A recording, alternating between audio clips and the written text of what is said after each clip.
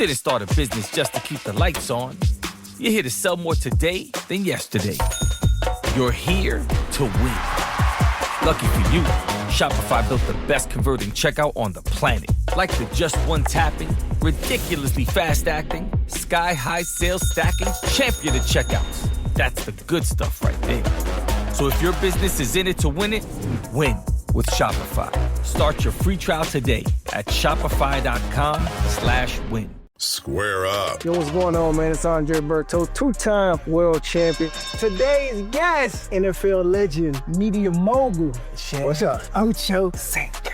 What's good, baby? We call them gym fighters. Yeah. These guys are in the gym, they can probably beat the hell out of any world champion you can think of. Yeah. When that bell rang, and them lights on, you got 10, 15,000 watching. When I stepped in that ring, I think boxing is becoming great again. Square up. Follow and listen on your favorite platform. Let's go. 10 o'clock, welcome in. It's a Tuesday edition of Three Man Front. Landrum Roberts, Conrad Van Order. Pat Smith, Molly Robinson. I don't know when Molly's coming back. Pat back with us tomorrow. Conrad, how are you? I'm great, Landrum. How are you doing? You sound great. I'm great. After yesterday's Freedom Face-Off 250 that we did at Social Taco, where you competed against Hastings in American history trivia, Hastings won. We don't have to get too far into that. But post-mortem, what did the autopsy look like? Heavy heart? It was rough. Mind fog? Yeah, no, it was. Look, it was a lot of fun. We had a ton of people go out there and support it and have a lot of fun. And I know a lot of people were listening, but it was not my best day, not my best performance. But I'm kind of used to that now on this show, so it happens whenever we do these kinds of challenges for me. But yeah, no, it was a good time. But yeah, definitely got some messages from people last night, kind of making sure that I was okay and questioning, like, are you sure you graduated from college? Are you sure that you this, that, and the other? But all in good fun. But no, it was a good time yesterday. It was a long day for me, but we thought it all worked out well. And congratulations again to Hastings. He is the better man. I do want it to not fly under the radar though, that he did acknowledge at the end of this event, oh, by the way, my dad's a history teacher, and I go do trivia stuff all the time, so I do feel like he was maybe a little better prepared for it. But nonetheless, I'm not making excuses. But his dad was not in his stead. No, he wasn't. But I did think that was interesting that I'm just imagining little Hastings at the very end. Yeah, I'm just imagining Hastings and his little dinosaur chicken nuggets growing up, and his dad's quizzing him on all these things, and that just all came back to him yesterday. But no, the better man won, and I just hope that we can move forward, Hastings and I, as friends once again. Yeah. And we can put all this behind us. But it was great. We got to help out the Wounded Warrior program, Yes, which is always fantastic, and a lot of people got to come out and enjoy the show, so it was fun. Yeah, we appreciate all of those who were in attendance, those who chimed in, who were listening, who were watching on Jocks TV. They're on YouTube. If you haven't subscribed, you can subscribe and view us every single day. But appreciate all of that. Appreciate Dave and the staff for doing it on a Monday and making Social Taco available to us on a Monday, because we're typically there on Tuesday. We're there on Tuesday again next week. We had World Cup last night. United States, they're in action tomorrow night as they're getting ready for Bosnia-Herzegovina and getting ready for the round of 32. Their part in the round of 32 anyways. Last night, though, and all day, compelling soccer. If you're into the World Cup, I realize we have people that aren't avid soccer fans. Maybe they tune in when the United States is playing. I am locked in, and I've told you guys I've watched more soccer than I ever have in my life in this World Cup so far. And I was locked in. I was especially locked in last night with the Netherlands and Morocco. That was good. Yeah, I told y'all last week that outside the United States, I really hadn't watched any other parts of the World Cup. Just because, like you just said, I'm not an avid soccer fan. But for whatever reason, yesterday, I know we were watching while we were at Social Taco, we had the Brazil and Japan game on, and that one had a thrilling finish there in the final minute of extra time with Brazil going to their 17th straight round of 16 in the World Cup, which is remarkable. But then going home and, it's like there's nothing else really to do, nothing else really going on yesterday. And yesterday was the first day that I really sat down and just watched a lot of World Cup soccer outside of the United States matches. And I guess I just got really lucky because I feel like that's yesterday is about as good of a day from an entertainment standpoint that you could have with the World Cup. 2 games into PKs, 1 game comes down to literally the final, 30 seconds of regular, I guess, extra time for the finale there. So it was fantastic all around. I don't know if it's a tweet. I got a text, and I will not say who sent me the text, but it said it is fitting on America's 250th birthday that Germany and Japan lose on the same day. I did see that. That is very fitting. That is very fitting, and I'm going to use it. It was meant to be. Yeah. Germany goes down, and I thought, just based on my limited soccer knowledge, I thought that Germany had been the powerhouse that I remembered them being coming up, but apparently that they've continued with their woes when it comes to the World Cup. They are eliminated yesterday. No, not knowing what that means for the United States, but the United States, they got Bosnia-Herzegovina. They get by them. The projected opponent would then be Belgium, who takes on Senegal, I think. Yes, that would be correct. And for what it's worth, not that, we use the transitive property for stuff in college football all the time, right? So when you think about it, like the United States beat Paraguay and they beat Germany, so therefore that maybe makes you a little more confident that if the United States, we play a Belgium or, lucky enough to advance past the round of 16 even, we got to get through tomorrow, of course. But there's always a chance. You never know, just because what the name on the jersey says on the other country, whether it's a Brazil, a Germany, those natural powers you think of, we might be able to go out there and still do some damage. But I did see, I think it was Trey Wallace, he put on social media last night, he was like, if I had to put this in college football context, Paraguay beating Germany would be like when Troy beat LSU a number of years ago. Yeah. Like that level of an upset. Okay. If college football fans are trying to draw a connection there. Biggest upsets, I was going through World Cup biggest upsets. I think South Korea had been a part of a couple of those. Russia back in 2018 as the number 70 team ranked in the world. When South Korea did it, they did it as the number 40 ranked team in the world. But anyways, yesterday there were upsets. It's compelling soccer. United States, once again, they're in action as they take on Bosnia-Herzegovina tomorrow in Santa Clara. And they're hoping to get to Seattle and that environment there in Seattle. And we saw the United States play in that first match was incredible. 800-239-WJOX, 205-834-9450. A lot of things we will get to. We got news on Terrion Arnold, Nick Saban speaking up for his former player. Also news from around college football and more. And with that, Mike Griffith of the AJC and DogNation.com joins us on the Higginbotham Hotline. Mike, how are you today? So that Saban letter, that was real? That wasn't AI? I don't know. I don't know if was it was real? AI. I mean, I don't it's know. being reported real? as real. Yeah, it came from the office of the university. Yeah. It had the letterhead on it and everything. Yep. But not that AI can't do that. I don't know anymore, Mike. With this, I saw it from 2 different places, so I assume that it was real. Are you hearing it's AI? I mean, I don't know. I mean, I guess my thought is, and listen, I certainly appreciate, coaches that vouch for their players, but I mean, do we want coaches to be able to influence judges? Is that a good thing in the world? I don't know. I mean, you tell me. I guess they influenced Brandon Sorsby. That judge was influenced by somebody, right? With Brandon Sorsby. Just from personal experience, and this is at a high school level. Have a buddy who's a high school coach. Several years ago, there was a kid, he was a young kid, I think he was 15 years old. He basically went in front of the judge and said, "Look, I'll take responsibility for this kid if you'll let him come play in the program." Kid ended up being great. It worked out for the kid. It was one of those stories. So that is one instance where, but this is maybe a little bit different. I mean, yeah. I mean, I guess, and I don't know. To be clear, I don't know Terrion Arnold. I know Georgia recruited him heavily. I know that he's 23 years old, and I know that sometimes when players are at a university,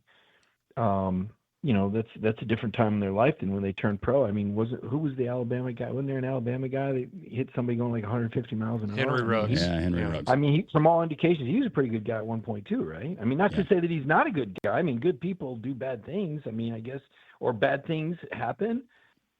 I don't know. I guess my only question on it is, I suppose it's fine for coaches to write letters for whoever they want, but do we want judges influenced by coaches that like the football player, 4 years ago. Should that matter? And what happened in this transfer? I don't know that. I know that character letters are often written, but I don't know. How do you guys feel about that? How do we get judges where they're not influenced by celebrities and their star power doesn't impress them?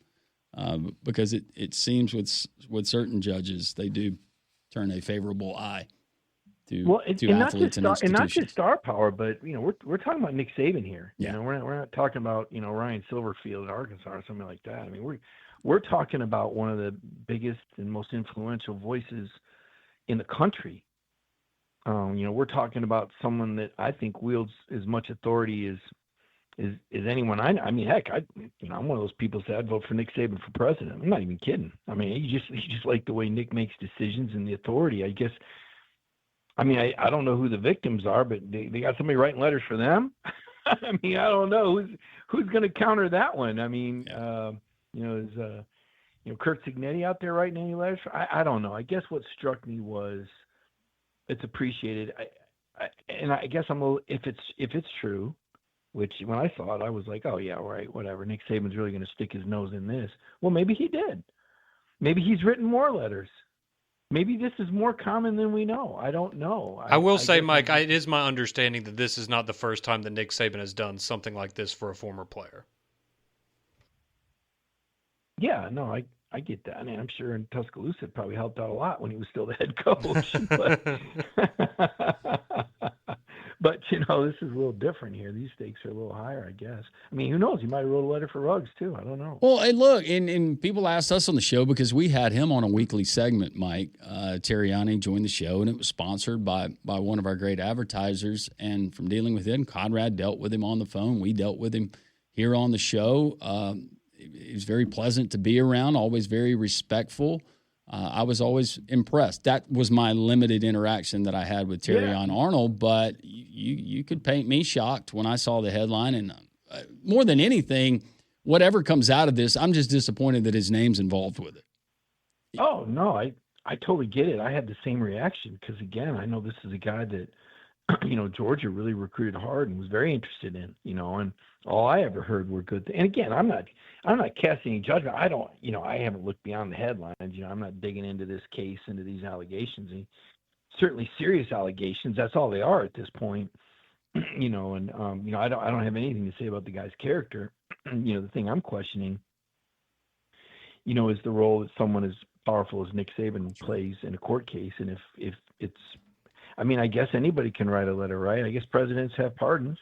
I mean, we've seen stranger things happen. I guess I've just never seen Nick Saban, weigh into these, political. I think this is sort of a political issue in the sense of, him getting involved in a court case. I mean, I don't know if he knows the alleged victims, but there's another side to this case too. Yeah. I don't know if it gives his former player an advantage.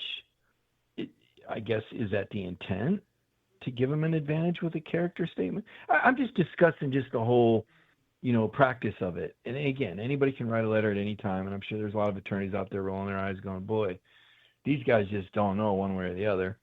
I guess I was just caught off guard. That's why I said I didn't even know it was real. And nowadays you don't know what's real and what's not. But I questioned the validity of it when I first saw it because it just seemed like a strange timing thing. And it's such a serious matter. Well, whether this is just a big misunderstanding or, in fact, he made a terrible mistake, you've got Nick Saban reportedly writing this character statement on behalf of Terrion Arnold, and that's one thing. But also what you get with all of this and Terrion Arnold is you get the Lions yesterday saying you're no longer a part of our football team. We're not gonna stand behind you. So I don't know. Maybe there's something more, and maybe the organization's already on top of it, and it looks like a dark, long road for Terrion Arnold in the legal process. Yeah, I don't wish that on anybody. So, but anyway, guys, sorry, I got a little sidetracked there. Like I said, I wasn't sure that was valid, but it sounds like it is. And then my next question is just like, wow, I guess I guess maybe not as surprised it was written as surprised as it got public. How about that? Yeah. Yeah, I guess it's I don't know, the things that you deal with in college sports now and covering college sports. I guess there's a number of things just added to the list of things you didn't expect to talk about this summer. I did want to ask you, though, Mike, while we are talking about Alabama, because something Landrum and I were going to get into a little bit later in the program is kind of talking about some of the, I guess, a 2026 snapshot of what we think some of the better jobs are in college football. And a lot of those, I think, would stay the same. Your Georgias, your LSUs here, Texas, Texas A&M, and the SEC. But I wanted to ask you about Alabama, and with NIL being as important as it is in 2026, do you still view Alabama as one of those, elite, let's call it top 10 jobs in college football? Or do you think that maybe the allure of that position has fallen a little bit in this new era that we're in? Well, I think the reality is it's not going to be as good a job for whoever has to follow Nick Saban. When you're trying to follow a coach like that, an all-time great, there's nowhere to go but down. Let's face it, there's nobody's going to come in there and fill those shoes. I don't think. I mean, I can only think of one coach that beat him twice in a national title game who played at Alabama, and he didn't even get a sniff. Which, for here and there, I guess everybody just forgot about Dabo beating Nick Saban in a couple national title games with less talent on the field, but. That'd be the only guy that I could say at the time, that I could have said, maybe could have, continued that Alabama tradition that had those championships under his belt, that understood the program, the way that you need to understand Alabama, to be at your best. Listen, Alabama football is, till the day we die, is going to be magic. It speaks for itself. I don't care what rules you play by. The Alabama Crimson Tide is, it's synonymous with college football greatness. And all you got to do is look in the record books. All you got to do is talk to Alabama fans. All you got to do is talk to former Alabama players. The fact of the matter is, the tradition's amazing. And anybody that's been to Tuscaloosa and Bryant-Denny Stadium, anybody old enough to remember a football game with Paul Bear Bryant on the sideline, there's nothing like that. I don't care, what NIL rules or transfer rules are in place. So that's always going to be a special place. And I put it in the same category, and Alabama fans shudder when I say it, but I put them in the same category with Notre Dame. To me, it's Alabama and Notre Dame are the two programs that are synonymous with college football and tradition. And, for different reasons in different areas of the country. But so, no, I'm not buying into that, and look, I'm covering a place now, Georgia, where Kirby Smart's built something special and has been able to sustain, greatness that, this program's never had. Would you guys believe that Vince Dooley never had a preseason top 5 ranked team? That's one of the stats I looked at. That's amazing. That's incredible. Never in the preseason. It is incredible. And preseason doesn't matter in the end, but it does tell you what the perception of your program is. So, what Kirby's done here is unprecedented. And, Georgia's, obviously got it going on throughout their athletic program. I believe Alabama and Georgia were the only two programs in the country. Let me see if I can say this right.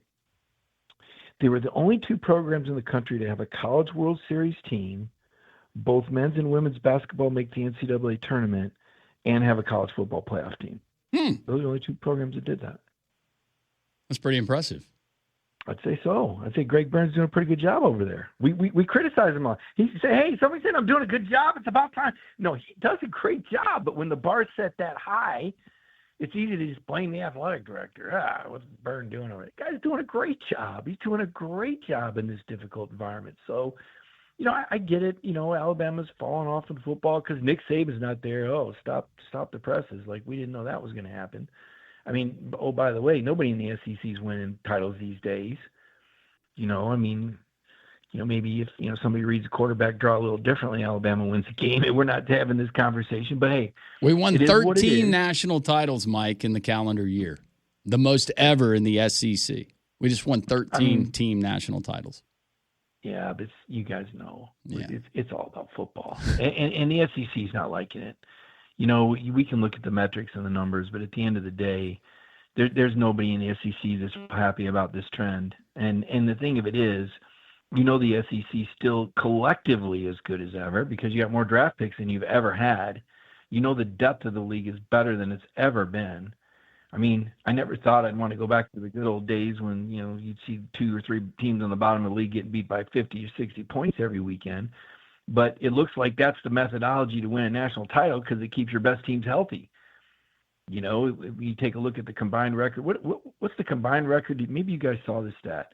The combined record of the Big Ten against Indiana, Ohio State, and was it Michigan over the last 3 years or something? Like Was it 2 wins or something? Yeah, was it 1 and 40 something? What was it? I mean, yeah, we don't have that in the SEC. No.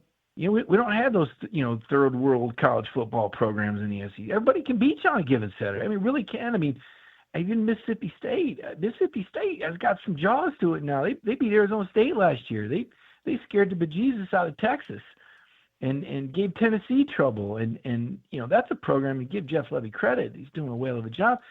But put Mississippi State in the Big Ten. Where are they going to finish? Somewhere in the middle? Think they might give Indiana or Ohio State trouble on a given Saturday? I mean, Arkansas played Texas A&M within 3 points last year. And what was A&M, like 10-0 at one point? So it's different. The depth of this league. I mean, it's fantastic during the season. I mean, every Saturday we're holding our breath watching games. But at the end of the year, everybody's all beat up and out of breath. And then you got these guys in the Big Ten ready to sprint to the finish, because they just got done beating Purdue by 5 touchdowns or something. Put the fourth string in. It's so true. Mike Griffith, you can find his work there at the AJC and also dognation.com. Mike, we always appreciate the time. Happy 4th to you and your family. And Tampa and SEC Media Days is going to be here before we know it. Yeah, can't wait, guys. Thank you so much. Hey, thanks, Mike. We appreciate you. Mike Griffith joining us, as all of our guests do, on the Higginbotham Hotline. You deserve solutions that are built for you. Higginbotham is your one-source solution for insurance, financial, and HR services. We talked about Terrion Arnold, Nick Saban, reportedly speaking up for his former player. We'll tell you what Coach Saban had to say about Terrion Arnold. We'll do it next on 3 Man Front. 10:25, off and rolling on this Tuesday. Landrum and Conrad here on 3 Man Front. Mike Griffith customarily joins us on Tuesdays from Dog Nation and also the AJC. Some interesting comments. Weren't expecting those when he asked the question about Nick Saban and the character statement letter that he sent on behalf of Terrion Arnold, who is in some legal trouble, to say the least. They're in the state of Florida. I know that most of you have probably seen the story, but getting to what Coach Saban said, and our buddy Mike Rodak reported this, I believe, first yesterday. But we'll read part of the letter. I believe that this is part, not in its entirety, but it reads, I write this letter, quote, I write this letter because of the exceptional character I witnessed in Terrion Arnold. Over more than 6 years, I have known him. Over the years, I've welcomed Terrion into my home and around my family. He has consistently treated my family and my staff with respect, humility, and kindness. And all the time I've known him, he's never once gave me cause to question his conduct, his integrity, or his respect for others. I don't ever recall him being involved in any behavior that would be described as aggressive or irresponsible. So that is part of what he said. And Nick Saban goes on to praise Terrion Arnold and his experiences. And I could say the same thing, and you could too. Yeah.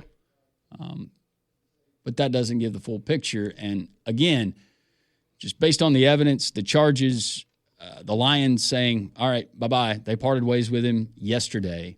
It does not look good. So this is either a huge misunderstanding and you have been framed elaborately, or you made a very, very poor choice.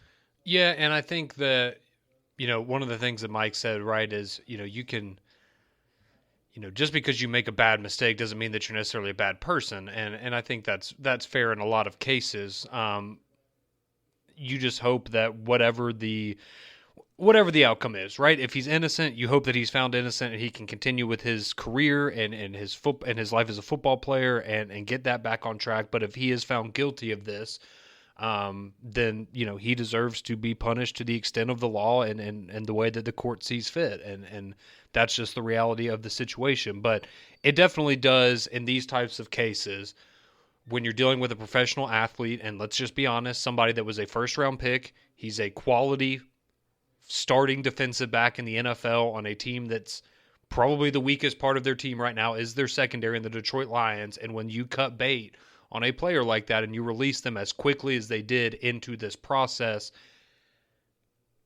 just my gut feeling, when you hear that kind of information, it tells you somebody is telling the Detroit Lions organization this is the information that we have. This is the way that it looks like this case is going, and it's not favorable for Terrion. So you need to go ahead and cut your ties with this young man and let the legal process play out and move on with your organization. And that doesn't mean that he's guilty. No.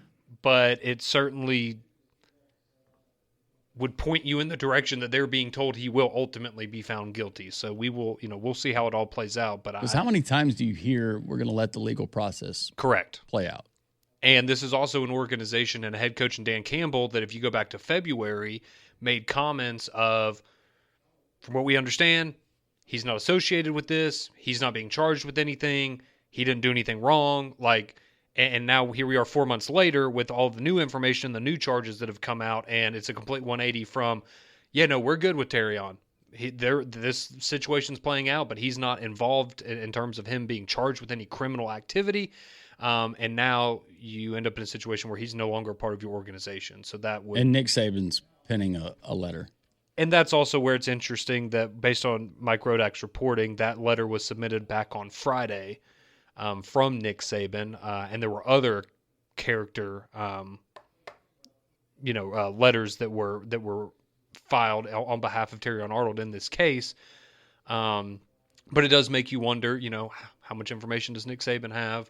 Is it somebody from the family reaching out and, hey, can you speak up on his behalf because you have a great relationship with him, you and Miss Terry? So I don't even know the details. It was an Airbnb that he owned. It was a property that he owned, but there was allegedly things that were stolen. And then I saw a new report this morning that was $100,000 in cash that was stolen. What my understanding was it was, I don't know if it was cash, jewelry, or just a things combination totaling of them. I thought it was a total of $250,000. I thought $100,000. They noted $100,000 that was taken in cash or something similar to that. There are multiple reports that are out there, but the original story, at least, was that he had been robbed, and whether it was cash, jewelry, other items, it totaled around $250,000, and that this was, I guess, a plot to get that money back or get revenge on the people who had stolen that money from him, and that's where we are now. Not that I would take it, but let me go into the Airbnb that has like $200K in a safe in the wall. Yeah, also, that, where is that? Fair question. Why are you leaving that in there? Just saying. If it was there, and that's for anybody. Why would you leave? You don't trust the banks that much? No, I don't. Folgers can. Shovel. Let's go.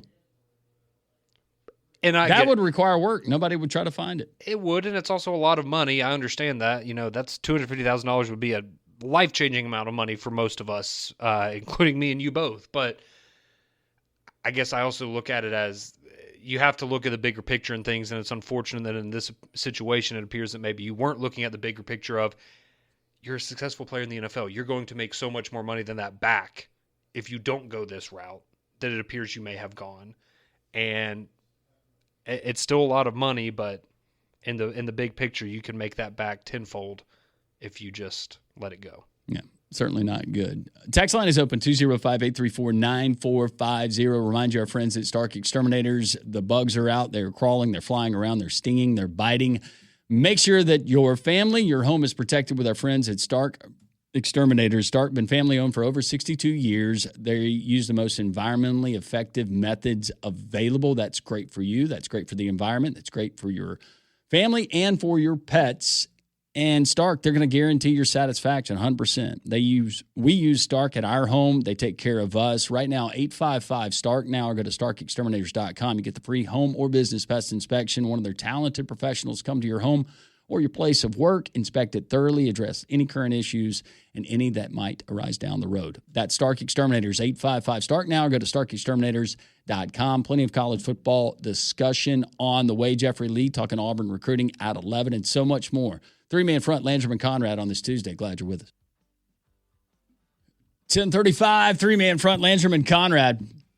Jeffrey Lee talking Auburn recruiting coming up at the top of the hour. Barrett Sallee to preview the Braves being back at home. Hopefully returning to Truist means more wins. A dreadful 9-13 in the month of June. The Braves, though, 3.5 games up in the National League East as the Phillies lost yesterday. And so first pitch coming up tonight, Martin Perez on the mound for the Bravos at 6:15 there from outside of the ATL. Well, the Alabama heat and humidity can be absolutely brutal this time of year, but don't let it affect your home and your family. Keep them comfortable with an affordable Trane cooling system recognized as America's most trusted brand for 12 consecutive years. You can always rely on a Trane. Find a comfort specialist near you online today at Trane.com. 800-239-WJOX. Our buddy Poe wants to chime in. Hey, Poe, how are you? Man, hey, man, what's up, man? Afternoon, Conrad, order my man Landrum. Everything good? Everything's great, man. We missed you yesterday for the trivia get together. Yeah, man. You didn't miss much, Poe. Don't worry about it. Yeah, it's all good. Hey, look, I wanted to say, how was your trip, by the way? How was your trip? To Puerto Rico? Yeah. It was wonderful. Okay. Beautiful people that Great. we got to work with down there, and we got to worship down there. It was awesome. Thank you for asking. Okay, great. Yeah. Hey, so what I wanted to say, man, real quick, USA's knockout round. I don't know if y'all watched it last night, but did you see they had to do a shootout last night? That's the most exciting part. A lot of people is not into it. Like some of my coworkers talking, because they be getting updates from me. But man, let people know this World Cup is something amazing, man. All the countries. I'm talking about everybody that we watch, but quite naturally we know we put them for our USA. And to be honest with you, man, to make this thing intense, USA they gonna win. But them shootouts, man, is that the most clinching thing that we have in sport as far as a pressure situation? Right now, yes, is the shootout when you got to do a shootout. Standing over a gimme putt to win a big tournament, I think that would be one. Yeah, field goal to win the Super Bowl would be up there, but this one, yeah, I don't know, man, it's up there. Yes, it's up there, y'all, because you just think you're a goalie, so you don't know which way these guys are going to go. Because, you know what I'm saying? It's like my son. I really learned it from my son, man. You know, he graduated from UAB, and he been watching soccer, so I learned a lot from my son, Joshua, man. And he knows a lot about soccer. And so just to watch this, y'all, the excitement and all this. So USA got the knockout. Let's tune in for our USA. And another thing, y'all, is Terrion Arnold, man. Like, dude, when I heard about this, man, like, even though he's a good dude, but we all steer off, right? We steer off and do bad stuff. And like I said, the people took $250,000, I think it was. And I'm like, y'all, why you got that much money in a safe?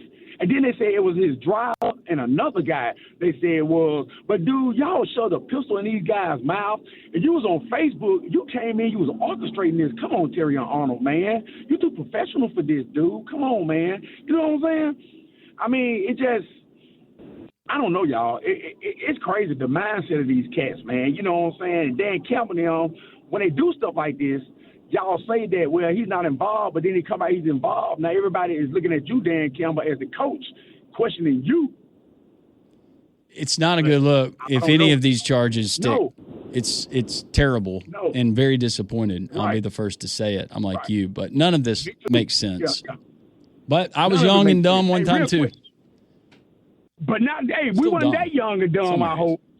No. You know what I'm saying? No. It was too much technology, man. No. We wasn't that young and dumb. I was too, but not that young and dumb. You know. But hey, real quick before I go, and I'm gonna hang up and want to hear this. What do y'all think about the LeBron James, Steph Curry, and Draymond Green and Anthony Davis? Anthony Davis need to stay out because he don't do nothing but get hurt. But I'm gonna hang up. Look, I love y'all. Stay up. I love it. But that's why they call them street clothes, y'all, because Anthony Davis can't stay healthy. That's all I heard out of all of that was Yax Lindeborg. That's it. Yax. Yeah. Yax Lindeborg. Yeah. But look, hey, man. It's the new face of Golden State. It's your boy Poe. Yeah, man. It's your boy Poe. I'm out. Thanks, Poe. Thank you, Poe. Yeah, so if you aren't familiar with what Poe's talking about there, it came out on Sunday night, I believe. NBA insiders are reporting that the Warriors are trying to trade for Anthony Davis and then sign LeBron James in free agency. Part of that is Draymond Green is, I guess he turned down his player option for next year to take less money to facilitate that and try to bring that roster together. And so, because me and Damian talked about it for a few minutes on the morning show Monday, and it's first off, I think we can all agree 10 years ago, greatest NBA team of all time if you had LeBron, Steph, and Anthony Davis, right? Like, yeah. But it's a little different now in 2026. I'm here for it, but I don't know how competitive that will be or how healthy those guys will be able to stay. But just think about it, because you brought up Yax. Think about it. 2 years ago, this guy is playing basketball in Birmingham, Alabama for UAB. And within that short of a period of time, he could go from UAB to winning a national championship in college to being teammates with, 2 of the 10 best basketball players of all time, maybe, and Steph and LeBron. It's just crazy to think of how life works for some people. And I can remember cool for him. I was hosting, I don't know if you would call it, I don't know if it was a symposium.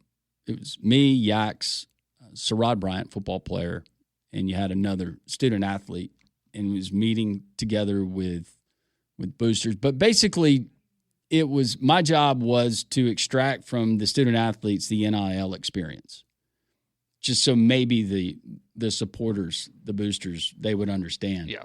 But listening to Yax that night describe his childhood, growing up, the struggles that they had, and his mom trying to and doing a great job of raising him, to seeing him in a suit with tears in his eyes, and he just got selected in the NBA draft. It was pretty surreal, and I love it. It's special, and to be a lottery pick at that, like you're not only are you being picked in the NBA draft, like you are one of the top picks in the NBA draft. And I'm not with him every day, and I've had limited experience, but just a good dude, a really good dude, and I've always said that about him. No, it's awesome for him, and it's it's one of the beautiful things about sports is stories like that. It's one of those guys you want to pull for. Yeah, absolutely. So we'll see how that goes. The NBA offseason's already been pretty crazy because, you got Giannis got traded, Ja Morant got traded yesterday. So there's been a lot of crazy things already going on. So, well, we got jersey patches, more jersey patches being assigned. This Big Ten school just picked it up. Who it is, and I'm not so sure I'm so crazy about it. I'll tell you what it is next.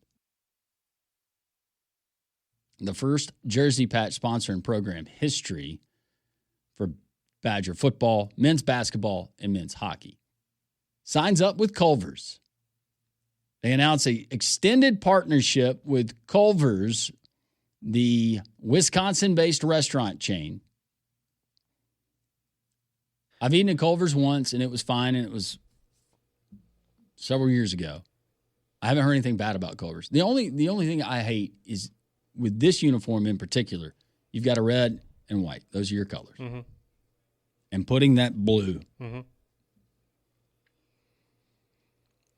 No, I'm with you, and I'll say this about Culver's. I think that the logo that they have and the baby blue that they have with it, or the Carolina blue. Oh, it's a good look. Looks great. But I'm with you. It clashes with what you're doing for Wisconsin. And, I guess in an ideal world, right, you would have logos or sponsors for all of these programs that would color coordinate with them. And I'm sure that's easier said than done. I do wonder, is the conversation had of, hey, we like your brand. We want you to be a part of this program. Maybe we can work something out where we do it red. It just says Culver's, or it's red. Or is that a conversation where, I'm making this dollar amount up, but let's say that this deal is for $5 million a year. Is that a thing where Culver's comes back and goes, hey, we'll sponsor the jersey, we'll do the patch, $5 million a year. Oh, you want the red? Okay, well, if we're going to do the red and we're going to change our branding to fit your color scheme, then we'll only pay $3 million. Right? Is that a conversation that's had? And I don't know, but I think at this point, if you're an AD and you're in the situation where you absolutely need this, you're just taking the money. You're taking it. Yeah, I get it. And maybe Wisconsin fans they're fine with it. And maybe it's going to be like the Quick Creek patch on the Braves jersey, my Braves jersey. Yeah, I still don't like it, but I kind of forget about it sometimes because I'm used to seeing it. But it's not my favorite with a high vis yellow. Well, we've talked about it with. Now if Alabama, the one that we've all agreed it would be, I guess, the fit that would make the most sense if they go the route of the jersey patch would be Mercedes. That one's a little easier, right? Because it's just the logo. Like, you can kind of make that work, I feel like. But for Auburn, for example, right, if they were to go the Yellowwood route, like, you don't want highlighter yellow or like that bright yellow. It would clash a lot. And so you just wonder if you would be able to find a middle ground there of Georgia. I feel like you'd be okay. If you went Chick-fil-A, you'd be fine. Yeah. If you went Delta Airlines, you could figure something out. Yeah, probably. I'm trying to think. So in addition to Wisconsin, LSU, of course, they've partnered with Woodside Energy. Arkansas has partnered with Tyson Foods. Mm-hmm. Wisconsin is now partnered with Culver's. Memphis with FedEx. South Florida with Tampa General Hospital. Wyoming with Tallgrass. And Oklahoma State with the Osage Nation. Have I missed any? Because I feel like there's more than that.